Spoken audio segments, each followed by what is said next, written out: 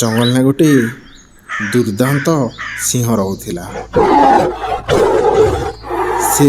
ସେ ଜଙ୍ଗଲର ରାଜା ଥିଲା। ସେ ଜଙ୍ଗଲକୁ ଗଲେ ସବୁ ଜୀବଜନ୍ତୁ ତାকে ଦେଖିକରି ଭାଗ ଭାଗ ହେଇଯାଉଥିଲେ। ଦିନେକର କଥା, ସେ ଠିକା ଗୋଟକେ ଶିକାର କରି ଖାଉଥିଲା। ଖେଲା ବେଲକେ ତାର ସକେନେ ସେ ଠେକୁଆର ହାଡ଼ ଅଲଜିଗଲା। ସେ ସିଂହ ସେ ହାଡ଼କେ ବାହାର କରବା କାଜେ ବହୁତ ଚେଷ୍ଟା କଲା, କିନ୍ତୁ ବାହାର କରି नहीं पारला।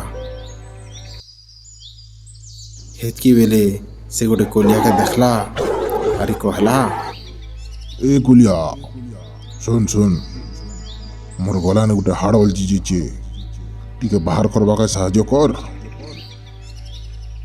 कोलिया भावला सिंह ताके खेबा काजे प्लान करुचे, हेतिर काजे ताके डाकुचे।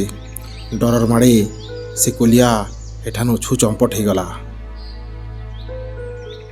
हेनु सिंह टिके आके गला, देखला जे गोटे हरिण गोटे चरा खोचे।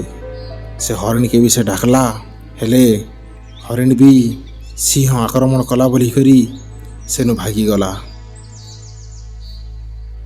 हेन्ता से सिंह बुली बुली जंगल रे सबु जीवजंतु के साहाଯ୍ୟ मागला।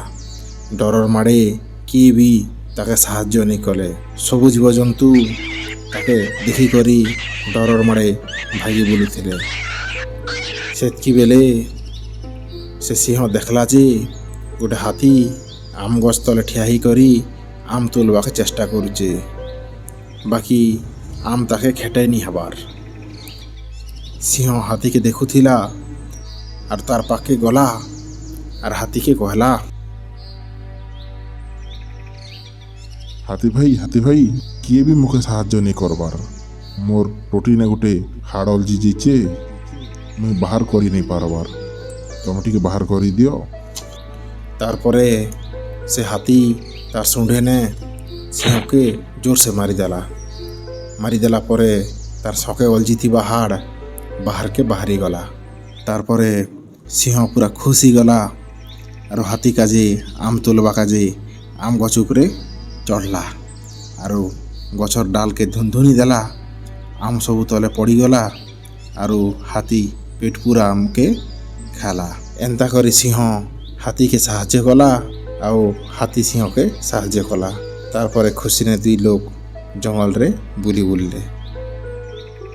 ई कथा निनु आमे शिखलु जे आमे जदि अलगा लोग के साहाଯ୍য करमु बेले सेमान भी आमके साहाଯ୍য करबे। खेतिर काजे सब बेले कहा जैसी जे सब लोग के साहाଯ୍য कर। ता कथा निका जे हमर यूट्यूब चैनल के सब्सक्राइब कर आ घंटी चिन्ह के दबाई दियो।